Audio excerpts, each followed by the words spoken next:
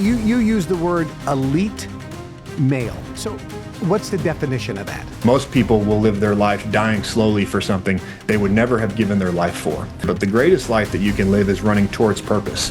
Garrett Unclebach is a former combat Navy SEAL. Now he's a world-class transformational coach and speaker, unlocking the hidden power inside you. He's not just teaching people how to find their mission, he's showing them how to live it. Find your personal power and purpose. If you want to be elite, these are the Navy SEAL secrets you've never been told. How to be an elite man with Garrett Unclebach, former Navy SEAL. When did you become a Navy SEAL? So I got into the Navy in 2010, went straight into SEAL training. It's quite a long process. About 2 years later, I showed up at SEAL Team 3, so around 2012. And you probably know at least a few people from SEAL Team 3. Great legacy there. People like Jocko Willink or Johnny Kim. Everybody knows Johnny. Makes you feel bad about your career. Navy SEAL, Harvard Med, NASA astronaut. So yeah, 2012, SEAL Team 3. And why did you have an interest in becoming a SEAL? Yeah, that's a great question. So I grew up in a household where I learned a lot about serving and making your life not about yourself. And so I always thought that I'd wanted to join the military. And for a long time, I thought I wanted to be a pilot. But around the time I was finishing high school, I saw a video on YouTube. And YouTube looked a lot different back then, but I saw a video on YouTube of Navy SEALs halo jumping, right? So it was Navy SEALs jumping out of an airplane, at 30,000 feet with oxygen mask on. And I thought that was just the coolest thing in the world. And the next thing I watched after that was a Discovery Channel documentary called Bud's Class 234. And the opening line in the Discovery Channel documentary is the hardest military training in the world. I watched the whole 4-hour documentary straight through, and I knew this is what I was supposed to do. And so shortly after that, I joined the Navy. And when you became a SEAL and went through the training and went through the being deployed as a SEAL and the missions as a SEAL, was it what you expected? Yeah, that's a great question. There's things that were shockingly good and there were things that were shockingly bad. One of the lessons I took out of that is, back in the day when I joined the military, they still had brochures in the recruiter's office. They probably just pull out an iPad now, but they had a brochure back then of what it looked like to be a Navy SEAL. And one of the lessons I learned is that there was a lot of things that weren't in the brochure. They'll show you all the great things, but it's a great lesson of life. It's a lot of things that aren't in the brochure. So what surprised me so much about the SEAL teams was I was surprised by what some of the greatest leaders that I've ever met looked like. And I was also surprised by I met some really poor leaders in the military, which is you would think like, oh man, the SEAL team's the best of the best. But think about any, MLB clubhouse, any NFL or NBA locker room. There's a guy in that locker room that everyone knows this guy's better than all of us. And in every locker room, there's a guy in there that people think, man, how did this guy get in here? And so the same is true in the SEAL team. So that was a surprise for me. So yeah, there were a lot of things, but it both exceeded and there were parts that surprised me and it wasn't as good as I thought. Are there any specific leadership skills that you learned as a SEAL? Yeah, there's two. One of my favorite, there's not a lot of $10 words in the Navy. Most of us weren't that educated. But one word they taught on quite a bit was called equanimity. Equanimity. Sounds like a yogi. Yeah, and what it means, Webster's 1828 dictionary defines it as an even mind or an even soul, which is Charlie Munger talked about how to be a great investor. You had to have the ability to both sustain great prosperity without being overexcited and also great despair without being driven crazy. He said a great investor was much more about a temperament than it was about a skill set. And I'd say the same is true for Navy SEALs. So much more about temperament than skill set. Equanimity is in the SEAL teams, they called it, or what equanimity was in the SEAL teams is that you didn't panic when you were getting shot at, which is a pretty important skill for the job that I used to have, that when people are shooting at you, you don't run and panic, that you could continue to perform your training. And one of the ways that they test for this, because SEAL training is very long and arduous, they do a lot of the very difficult tests day after day after day, where if you fail today, you go home. And just think about having your dream dangled in front of you on a carrot every single day, and it's pass this test or go home. So what that program and what that pipeline develops is a certain type of individual that always performs under pressure. If you're not like that, you're not going to make it through the pipeline because they test you under pressure every single day. But equanimity is this ability to both not get overexcited. Think about, if you're playing video games, when you blow up the entire team, the enemy team, that's something to like spike your controller and get excited about. But in the real world, you successfully deploy a rocket. This isn't the right time to stand up and do a touchdown dance. That's great for sports when you can stop the clock, but not so much in reality. And the other side of that is also that you can sustain great despair, that you can go through struggles. Believe it or not, Kevin, when I teach this, I talk about this in one of my keynotes, and I tell this story of my wife before she was my wife when we were dating. She called me. She was on the side of the highway in California, called me crying with a flat tire. And I always tell people, I said, I did still get married after saying this, but my wife called me, girlfriend at the time, and I told her no amount of tears is going to change that flat tire. And I didn't say that because I was mean or harsh. I said that because I actually cared deeply about her. I married her. And what I was concerned about was her getting hit by another car on the side of the highway. And so I stayed on the phone with her and I said, yeah, I need you to calm down. Not because I don't care about the distress that you're in, but if you don't calm down, you're going to be on the highway longer than I want you to be. The best thing we can do is approach this quietly and calmly, and let's get you back on the road as quickly as possible. And so equanimity is one of many great abilities I learned about in the SEAL teams. Now, there's a lot of people that went through SEAL training. A lot of them don't make it. Oh yeah, the fail rate is extremely high. Every year, 5,000 plus applicants will start at the top of the pipeline. These are people who go to a recruiter and say, "Hey, I want to become a Navy SEAL." There's a lot of those, and every year, about 200 of those, 800 of those, four classes. No, sorry, 200. Yeah, about 200 will become Navy SEALs. Out of 5,000. Yeah, out of 5,000 initial applicants. Do you Every remember the Buds old class. ballad to the Green Berets? No, I don't. Oh, it was a great song. It says, 1,000 men will test today. Only three made the Green Beret. It was only three out of That's 1,000 or something. Back that's then, that about was what back it in the is. 60s, I think. Yeah, that's about what it is because they do four classes a year, and that class will start with 160 students, but that 160 came from a few thousand applicants, and then out of that 160 who start, about 40 will go on to become. Is it just physical capabilities that determines whether somebody makes it or somebody doesn't, or is there something else between the winners and It's the losers? it's very mental. There's a base level of physical ability that's required, but here's the one thing that they're really testing for. And Stanford has had a long, it's like 20 plus year study that they've been doing because to the military, a special operations warrior is worth a lot of money. And they think like, man, how do we get more of these?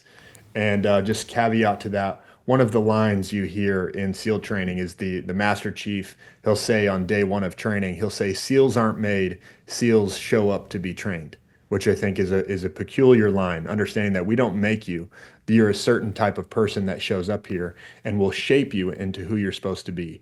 But the program is screening for one very specific ability, and I know that you'll appreciate this. A lot of people can be confident. Confidence is great. When you have skills, when you have abilities, you'll be very confident.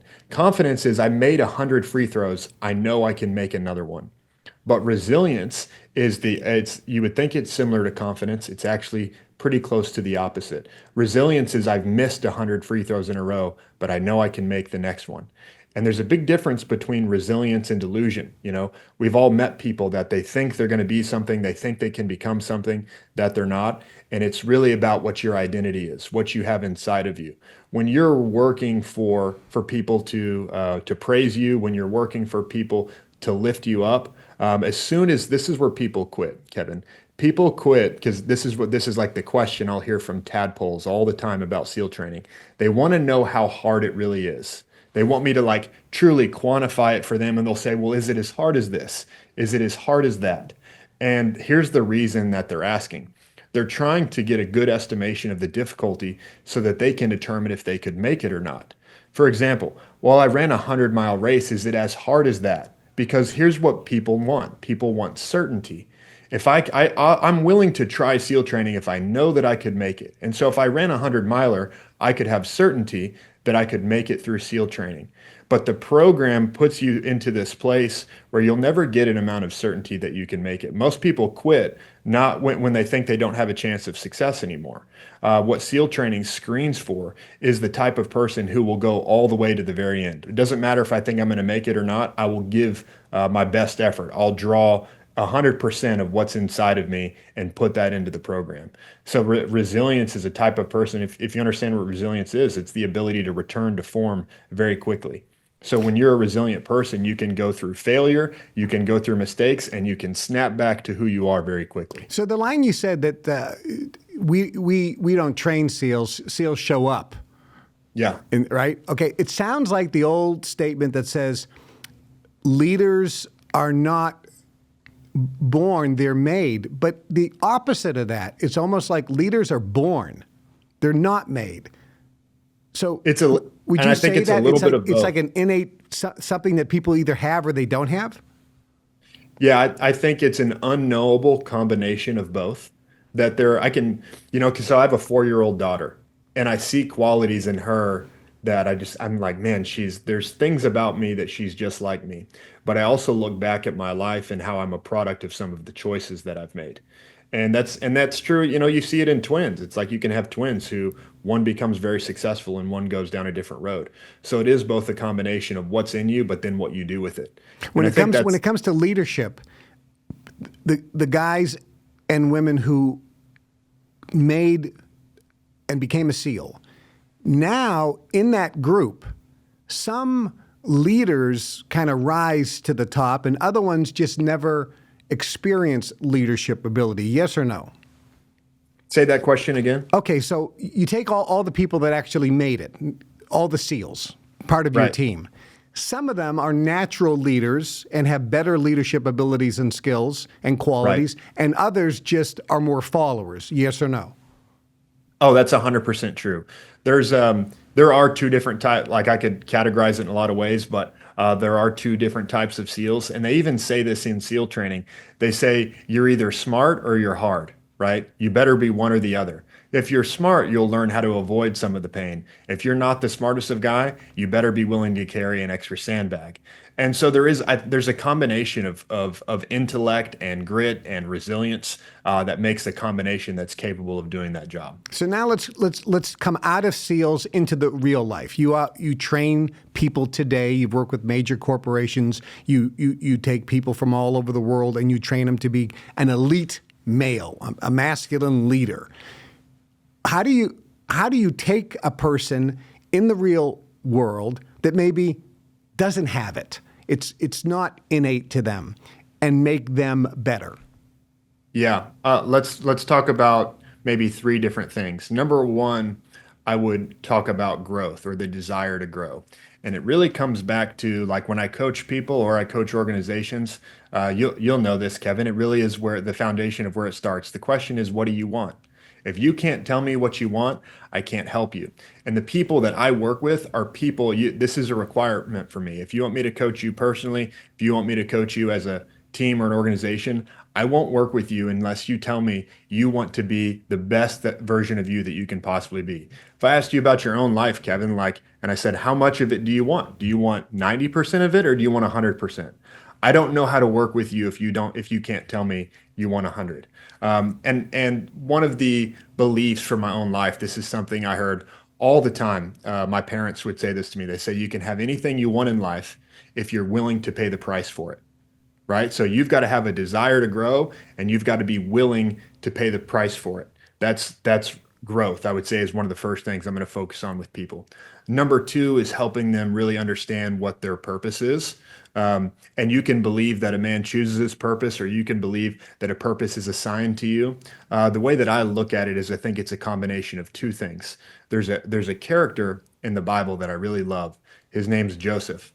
And it just says that Joseph had a dream. Doesn't say that God gave him a dream. It just says Joseph had a dream. And if you know his dream was essentially to be a leader. The dream was that his brothers would bow down to him.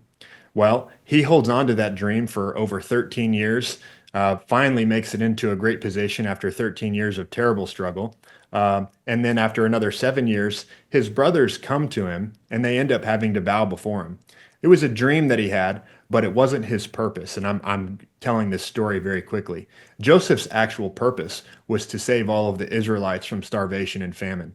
If you believe in God, you would look at his story and think, well, why didn't God just tell him that was what he wanted Joseph to do? He put this dream in his heart to be a leader. I think too many people have a dream and they're afraid of it, that they bury their dream because they don't want to deal with it. What I want to see is people who will take the dream that they have and then also put it with what's in your hand. I think this is the other question of finding your purpose in life. It's what's in your heart, right? That's what's your dream. And the other question is what's in your hand. When I started in real estate, Kevin, I had some really big dreams, but I had about a $750,000 small storage investment in front of me was the opportunity that was in my hand. That was my first deal. And I said, here's where I want to go, but that door's not open to me. But I can do really well with what's in my hand. So when you put those things together, what's in your heart, what's in your hand, you can get a guy directed on his purpose. And the same way, you can do the same thing organizationally. The thing I think people miss organizationally is being part of something that's bigger than yourself. Back here is one of my friends. If you're watching the video, my friend Charlie Keating, he died May 3rd, 2016, with a smile on his face. And that wasn't because his wife was going to receive a $400,000 death benefit. It wasn't about the money for him. He died with a smile on his face because he died having given his life for something that he thought was worthy, something that he believed in. And what I know for all of us is that we're going to die for something. Most of us won't die instantly, like my friend Charlie. You won't die paying a direct price for what you're giving your life to. Most of us will die slowly for something. And I want to give my life to something that I'd be willing to die in an instant for. Most people will live their life dying slowly for something they would never have given their life for. And so if you'll decide to be a part of something much bigger than yourself, that's when you can go way further than you would ever go on your own. Most people spend their lives either running from pain or running towards pleasure. And that's a loop, right? Running from pain or running towards pleasure. But the greatest life that you can live is running towards purpose, towards something that's bigger than yourself. Corporations, when they do this, you can focus on the wrong thing, which is money. I'm very much about making money, but I believe money comes from adding value. Money comes from solving great problems. If an organization seeks to make money, I have this illustration that I like to tell, which is an organization who wants to make money is really just trying to build a castle. And if you want to build a castle, you can, but you'll pay for every single brick in the wall. You have to pay the laborers to do it. On the flip side, instead of trying to build a castle, you can talk about killing a dragon. And when you talk about killing a dragon, you know what'll happen? You'll talk to people about that dragon. They'll say, I'm coming with you. That dragon burned down my brother's farm. It becomes something that they want to fight with you. And in that case, in this illustration, you'll get a lot of free labor. Or really more practically, you'll get people who will give way more of themselves to killing a dragon than they would to building a castle. Do most of the people you work with not have a purpose or a mission in life? They kind of feel like a ship without a rudder? I would say the majority of people are searching for their purpose, and they don't. And a lot of people, you talk to somebody, Kevin, whether you're sitting on an airplane or wherever you're at, ask them about themselves, and the first thing they'll tell you is what they do. And most people do not have a job that they feel like lines up with what they're capable of as a person. So your purpose is really what is the thing that you're willing to give your life towards, and most people wouldn't do it for their W-2. So how do you help somebody find that purpose? I get that question a lot. That's like, how do I find my mission? How do I find my purpose? What do you do when you're dealing with people like that? Yeah, it's the discovery of what's in your heart and what's in your hand. You've got to be honest with really the dream that's in your heart. I think a lot of people are afraid of that. Or if you're a follower of Christ, people are also, they think, well, like my heart is evil and sinful. Like I can't trust that. And that's why I look at the story of Joseph. God used Joseph through what's in his heart. Now you've got to have a desire to please God if that's what you believe. But it's what's in your heart and then what's in your hand. It's the question. This is a great story as well. If you know the story of the burning bush, God appears to Moses in the burning bush and literally tells him, I'm going to use you to shepherd my people. It's a purpose statement. Like literally God appears to you and says, here's the purpose for your life. That's what most people would like, that would happen. And Moses rebuttals, says, I don't think I'm the right guy. I murdered someone. I stutter. I don't speak well. You're talking to the wrong person. And instead of God just smacking him upside the head, he asks him a question. He says, what's in your hand? It's his shepherd staff, right? And he says, I don't need you to tell me what you don't have. I need you to use the things that I've given you and I'll take care of the rest. And I think most people they'll either, they don't have a dream, they're afraid of their dream, or they have a dream and they'll say, but I could never do that. And really the test is, what will you do with what you've been given to you? What's been given to you? I believe that stewardship is a principle in life, and those who do well with little are given more. And so, if you want to grow into what your purpose is, I think a lot of people are just not in a place where they can even see it because they haven't been a good steward. You have to be the David who will work his way out of the shepherd's fields, and then you become a king. But most people say, "Well, I don't want to be a shepherd," and so they never get out of that place. Uh, do you find that men today are having a problem with expressing their own masculinity? Oh, I think we live in a very effeminate society. That's why I decided to wear my pink today, just in your behalf. I thought I told John, I said, I'm I going to think you wear look pink sharp. all day and see what he says. You look sharp. You won't catch me wearing pink, but you look. I was going to wear my pink shirt in addition to the pink jacket and pocket silk, but I kept that back there. Hey, I think I look at people like Patrick Swayze. Patrick Swayze made ballet look very masculine. So I think what's in you is going to come out of you. And likewise, you can't hold a gun and put on a tank top and that make you a man either. I think being a man is so much about what's inside of you. If I could talk about masculinity for a second, Yeah. One of my favorite poems, really that's guided my life, is Rudyard Kipling's "If." And there's so many qualities in there. He says, if you can be this, you'll be a man. And one of them in there, I think, is the quality of resilience. He says, if you could lose it all and begin again, right? If you could lose it all in a game of chance. I think so many men, they're afraid to go all in life because they think, well, if I lose it all, I would be unafraid. I'd be afraid to try again. And one of my friends in the military who um, saved multiple people's lives. He got shot over 7 times and thought he was bleeding to death. And as he's bleeding to death, dragged out 2 other people. He wasn't trying to say he was a medic. He looked at his injuries and said, there's no way I'm going to live. He actually did live, but that was his own self-assessment. But even with the last effort that he had, he says, I'm going to save this other person's life. Their injury can be fixed. And so I think one of the greatest qualities of a man is giving all that you have to something. What a waste if you never pour life is not about being preserved. I think our lives are about what do you want to give your life towards. Why do you think guys today aren't expressing or embracing their masculine energy? I think, well, there's a couple things. I think one, we have a very effeminate culture. I think I won't get into like some of the bigger things in culture of how they're necessarily suppressing men, but I think we have an effeminate culture. And then I also think that men have become afraid, right? We have I was joking with someone the other day. I don't mean this. I don't want this, but it was a joke. I said, maybe we need another world war because and if you go back a few generations and some men had been to war and they had different perspective, which is, by the way, I was going to say 3 things. We talked about growth, we talked about purpose, and the third thing is perspective. Perspective is the way that you frame your life. And if you get some pain, you get some grit, it'll give you perspective on growth.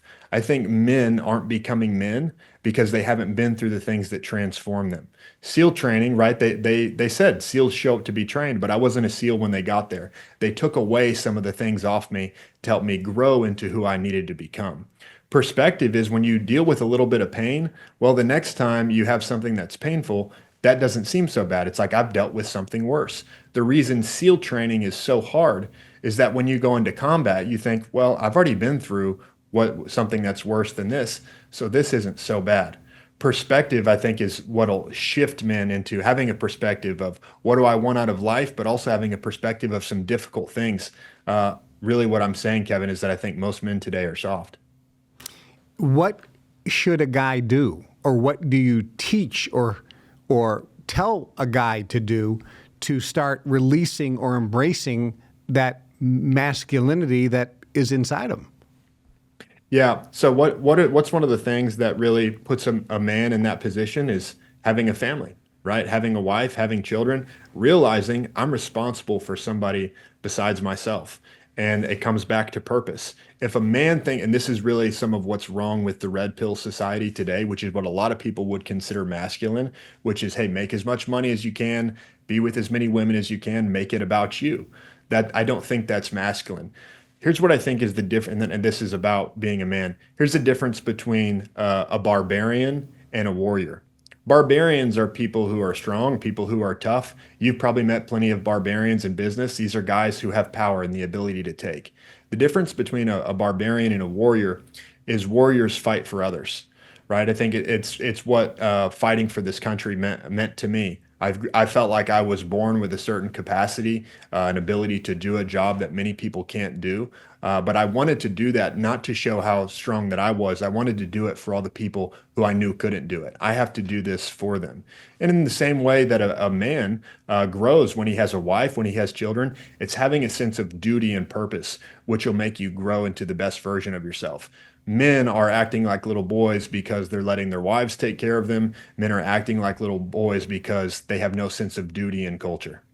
When you deal with guys and you do workshops, you do personal coaching, you do keynote addresses, you work with corporations, and you do massive amounts of awesome training, really helping people apply some of the principles so that they can achieve more in life, be happier, get more out of life, and have a more successful daily living experience. What's one thing that you find is common as an out point, something that's needs fixing, if you will, in most people? And you don't work with just guys, you work with women as well, right? On a personal coaching side, I only work with men. Now, corporately, I end up working with a lot of ladies Correct. too. So you see both, because obviously women can be, and there's plenty of great, awesome women leaders as well. But with the guys, we'll deal with the guys. What's the one thing that you say is common that needs to be addressed in guys? I would say with all men, like nearly all men, they have a little bit of an identity issue. They struggle with who they really are, and the choices that you make are going to come out of your identity. How you deal with struggle is going to come out of your identity. And this comes back to some of that, like identity is formed on your beliefs. Let me talk about beliefs for a second. Yeah. Beliefs are, and I'll give a definition to it because it's important to understand. Beliefs are the thing that you know are true but can't prove. Okay. I would bet you, I don't know you on this level, Kevin, but I would bet that you believe that you're lucky. I would bet that you believe that good things happen to you. Now, we could probably pull up data from your life where bad things happen to you. And we could probably pull up data from your life where good things happen to you. But it's which one of beliefs and story is really about what facts do you align with? What do you believe about yourself? And men have a very weak identity because they've focused on the wrong things, right? I had a father, and again, this is one of the things that's wrong with men and wrong with culture, is a lack of strong fathers. I had a great father, and my father was always telling me, this is who you are. My last name is Unclebach. My father would always say, this is what Unclebachs do. This is the way that Unclebachs are. He didn't say that's good, that's bad. He said, this is who you are. And so when you have an identity, you know what this allowed me to do, Kevin, was when I went into SEAL training, my instructors would say, you're doing a pretty poor job. Some of my peers might be frustrated with me and say, you don't have a place here. You don't belong here. And that's a judgment against who I am. But because I had a father who spoke so much life into me, essentially I could say on the inside, well, maybe you're right, but I trust my dad more than I trust you. I knew who I was. And one of the things that every man is struggling with is he's not really sure who he is. Most men try to find their identity in their performance. Most men try to find their identity in what people say about them. But you've got to have your anchor of the things that I know who I am. I know what my character is. I know who I am on the inside that nobody can take away from me. And do you do that by looking at some things in your past? I have a friend who's named Mike Siegel. He's the 10-time world champion pool player, winningest player of all time, youngest guy to be inducted in the Hall of Fame, arguably, and he's been called the greatest living player in the world. He's won more tournaments than anybody else. I was at a world champion straight pool tournament with him where Efren Reyes played him and played the most incredible shot ever. Mike played a great safety, and I was telling Mike this. I said, Mike, remember when we were at the Empire Hotel and you played this great safety Efren didn't have a shot. He hit 4 rails, made the ball, broke up the pile, ran out, and you lost the game. And he said, I don't remember that. He says, but I do remember when I was down 0 games to 9 against Johnny Archer, and I came back and won 11-9. And let me tell you how I did that. And I'm like, don't you remember the Efren? No, I don't remember that. I have no idea what you're talking about. Is that kind of what you're talking about? That's exactly right. There's facts, and facts are facts. But a story is the order and priority that you give to the facts. Think about a receiver in an NFL game. He could catch 5 out of 10 passes. Now, depending on the story, he tells himself that can be a good game or a bad game. The fact is he caught 5 out of 10. He could have caught the 5 most important ones and scored touchdowns with those passes, or he could feel like he dropped the 5 most important passes, right? So there's facts, but then a story is the order and priority that you give to them. And for a lot of people, it's understanding what's the story that you believe about your life and what's the story that you're telling. All of that comes back to an identity. And if you think that you are a loser, you'll prove yourself right. So is one of the techniques going back, because we all have losses. Oh, I struck out in Little League and I lost a game and everyone told I was a loser. I failed the math test. I got, sent back. I couldn't go on to the next grade. We all have these experiences that we, focus on or get traumatized by, but we also have some wins in our life. So are you saying that the difference is, like Michael Jordan, I mean, he made the winning shot more than anybody else in history at the time, but he also missed the winning shot. He has a famous quote. It's I won't get the number right. I would be close, but he said, 26 times I have missed the game-winning shot, and that's why I succeed, right? Because he's moved on from those, right? So Michael Jordan has some of the same story, but you're getting at a really important part of this, right? What nearly all humans, not every human, but nearly all human who has a functional brain has a strong defense against delusion, right? I don't want to fool myself, right? And no, you've ever worked with someone who's delusional, they're hard to be around. You're trying to give them like, hey man, you don't really come across really well. Or, you think you're really great at sales, you're not, right? You don't want to work, being around people that are delusional, it's difficult. They can't see themselves the way that they really are. And so let me tell you about the difference between resilience, which is a great quality, the ability to stand up to failure and continue to go again, and delusion, which is I can't see myself the way that I really am. The difference between delusion and resilience is pride. Pride, it's about what's inside of you. It's where's this coming from? Now, someone who has humility and is resilient at the same time can acknowledge the facts of I did not perform well, I did not train well, I dropped the pass, but I know that I can catch the next one. Versus delusion is prideful, does not want to acknowledge their deficiencies, and just keeps it's shouting affirmations in the mirror and telling yourself how good you are because you need to feel good. Does that make sense? It's really where it seems like there's a balance there, and that little distinction seems to make all the difference. It's about what's inside of you. Now, you use the word elite male. Is that correct? Yeah. So what's the definition of that?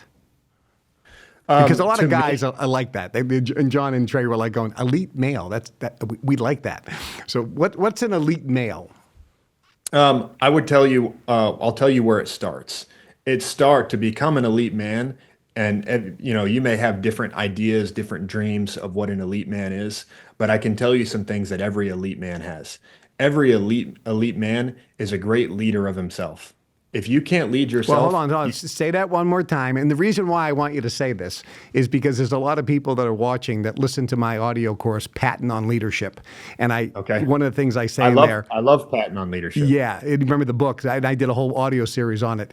And I say specifically, you have to be a leader of yourself. That's like the main thrust, because you might not be in a position where you're leading other people, but you have to be a leader of yourself. So carry on, because you're right in my wheelhouse here. I love it. I love it. So to be in what I think every elite person has, every single elite person I've ever met leads themselves very well. Say that one more time. I didn't quite hear it. I'm sorry. I'm a trifle deaf in this. Every elite person leads themselves well. And I'll use one of my favorite quotes on leadership, similar to Patton, but one of my favorite quotes on leadership to express what self-leadership is. Eisenhower said that leadership is getting people to do what you want, when you want them to do it, and they want to do it. And the want is the magic part, right? You can force someone to do something, but that's not leadership, that's command. It can be management, it can be abuse, it can be manipulation, it can be a lot of things. But leadership is to be able to get somebody to want to do something. Kevin, a lot of people look at me and they're like, oh, Navy SEAL guy, you're so disciplined. And I tell people all the time, I'm not as disciplined as you would think I am. But what I am is very sure of what I want and who I want to be. I know what my purpose is. When you talk to certain people about losing weight, fitness is something we all have to deal with. Fitness can be very difficult for you. For some people, the way they look in the mirror just doesn't motivate them enough.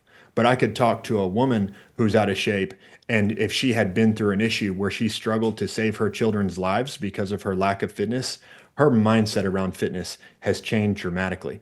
Most people don't have a discipline problem, Kevin. They have a purpose problem. If I asked you this, if I asked you, Kevin, do you want to get up with me tomorrow morning at 4 a.m. and run a marathon? The answer would probably be no. You're probably, I'm sure you're in shape, but you're probably not a 4 a.m. marathon person, right? And if I told you you had to do that on your own, that might be a challenge. It'd be a challenge for most people. I don't want to get up tomorrow at 4 a.m. and run a marathon. That would require a lot of discipline.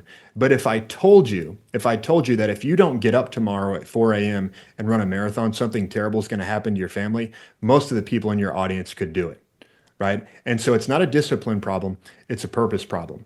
And my ability to lead myself very well comes from what Eisenhower talks about. Can you get them to want to do it? I get myself to want to do the right things because I focus on the right things. Wherever you focus, what you think about, that's where your life is going to go.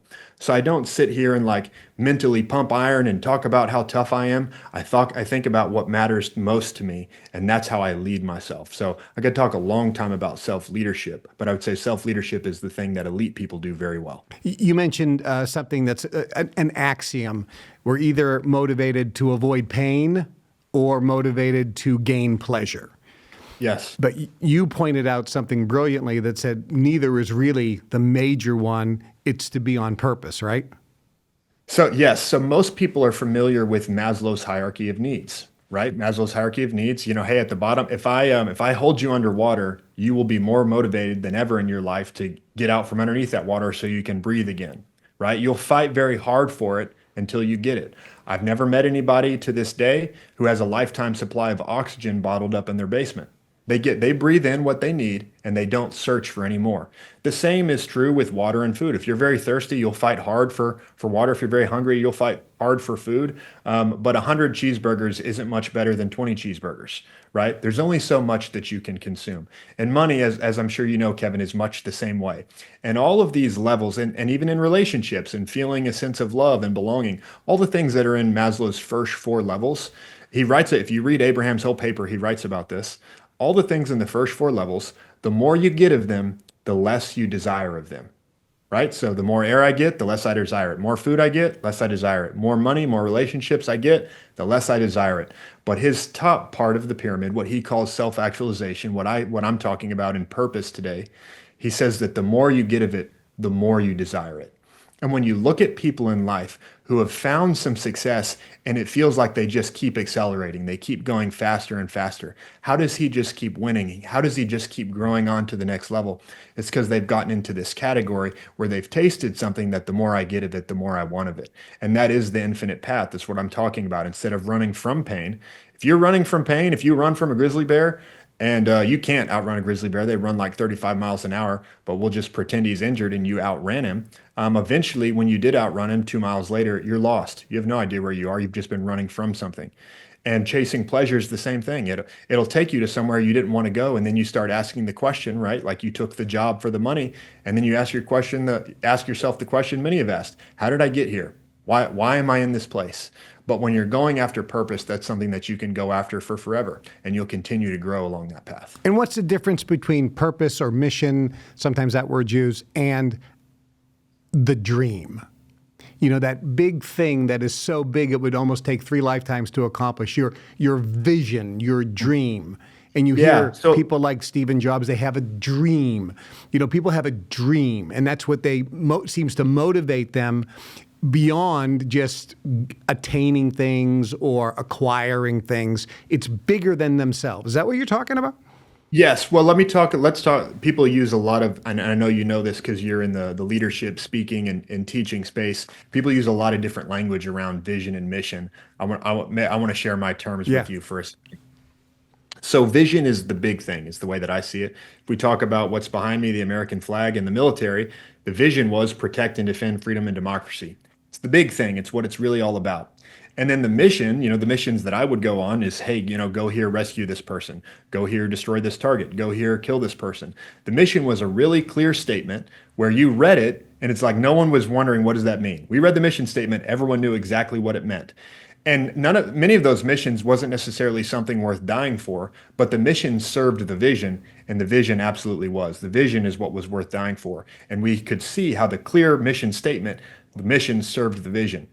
If we'll talk about somebody that a lot of people know, Elon Musk and Tesla. So most people don't know the vision and mission statement of Tesla. Vision statement of Tesla is to accelerate the world's transition to renewable energy. It says nothing about a car. If you know Elon, and a lot more people know him at this point, he cares a lot about advancing human civilization and getting humankind off of Earth, right? And he says the vision is to accelerate the world's transition to renewable energy. Because if you're a nerd, I don't look like a nerd, Kevin, but I am one. If you know the Sarnag scale, which is this scale of a human civilization's ability to harness its sun and capture battery power. I know Elon thinks about these things. He knows for us to grow as a civilization, we got to make more batteries, right? And so the mission statement of Tesla is to make the most compelling electric car of the 21st century. Let's make something cool. If it's cool, they'll buy it. If they buy it, we can make more batteries. If we can make more batteries, we can advance as a human civilization. So missions are these like clear targets thing. I can see what this is, right? And here's how it serves the greater thing. And I've got alignment in my life where I've got a lot of different missions, but they're all serving the same great vision. I'm going to give you a real curveball question. And Hit you me. may not know the answer to this, but I'm curious about your perspective. There's a lot of women out there watching this show, and they're probably thinking, I really wish I had an elite man in my life as opposed to the guys I've been dating or happen to be in a relationship with. Is there any advice you can give to Yes. a woman? Yes, thank you that's a great question. I'll give some general advice and then I'll give some specific advice. General advice. So I had a mentor who told me, if you're the one that's bringing things into the relationship, you're the leader in that relationship. And the truth is we all lead in like different zones. In the SEAL teams, they taught us to this mindset of ready to lead, ready to follow. In the absence of leadership, I'll take charge. So anywhere someone's not leading, I'm going to help lead in this way. And I'm the leader in my home, but there's plenty of things that my wife leads in. And in every relationship, there's things that the women lead and there's things that the men lead. And if you're leading people, something that I've learned is don't treat people the way that they are, treat them the way that you want them to be. And where if your man is not who you want him to be, you might be tempted to talk down to him or call out the things that you don't like in him. And there absolutely needs to be a true conversation. Let's talk about where there's some deficiencies, but also speak life into him. Speak the best into him.